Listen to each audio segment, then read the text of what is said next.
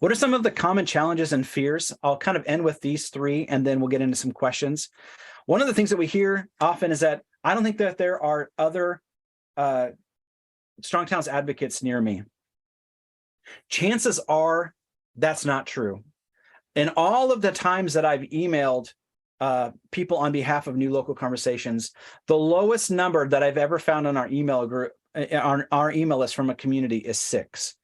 That was actually very, very rare, and I was kind of apologetic.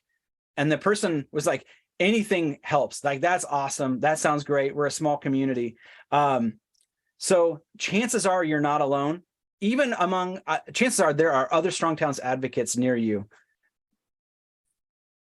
But there are, okay, but I'll get to why there are other Strong Towns advocates near you who just don't know they're Strong Towns advocates yet. But a couple of quick ideas. If you do want to find other people who know about Strong Towns, you can check out our public Slack channels. You can check out our Facebook group and just say, hey, I'm here from Fort Worth, Texas. Is anybody else here? I'm here from Cleveland. I saw that a couple of months ago, and now there's a group going. I'm here from Cleveland. Anyone else from Cleveland? So you can get in those public channels. Maybe there's even a Cleveland public Slack channel, and say, hey, I'd like to get a local conversation group going. Is there anybody with me? That's a way to find people who know about Strong Towns.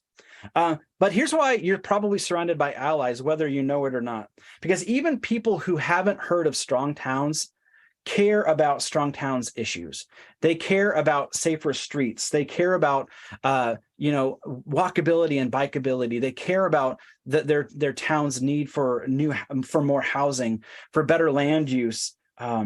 Chances are you are surrounded by people who care about the same things that you do, even if they have not heard about Strong Towns. So when we ask folks to meet with one other person at least one time, that other person does not have to have heard about Strong Towns yet.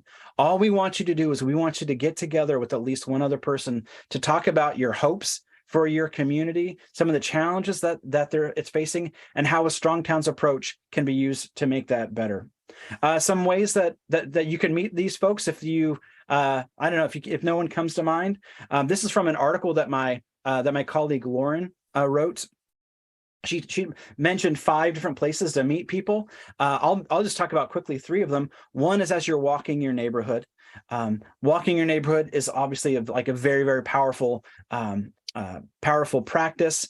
As you're walking your neighborhood, you're seeing people struggle. You're meeting people who who are pushing strollers or walking dogs. Ask them about their experience of the neighborhood, their experience of navigating your city, and find connection points. Facebook is a great place to find people, whether it's on your town or city's kind of main Facebook page, or we have a lot of groups who actually got started by starting Facebook groups. What are now sort of full-fledged local conversations started as Facebook groups where people could talk about these issues. And then finally, like, show up at your local city council meetings, hear what people are talking about and how, and after the meeting, go up to them, introduce yourself, and say, like, I can tell that by the way that you were thinking, I can tell by the way that you were talking that like you and I have a lot in common in terms of our hopes for our place and the best way that we can get there. Some tips for starting a Strong Towns discussion where you live. This is based on an article I wrote back in July 2020. Just some really quick tips. I'm not going to linger on any of them. Like, you can start a book club, whether it's with a Strong Towns book, one of the 2 Strong Towns books, or I mentioned Jeff Speck's Walkable City. You can share an article or an ebook or a podcast. You can start a blog or a podcast or kind of like a hyper-local YouTube channel. We've seen a number of people do this even before a local conversation gets going. I mentioned a Facebook group. That's a great way of getting the conversation going. Share the Not Just Bike Strong Towns series. We have a free Strong Towns 101 course that's been gone through by, I think, 8,000 or 9,000 people at this point. I don't know the exact number, but many thousands.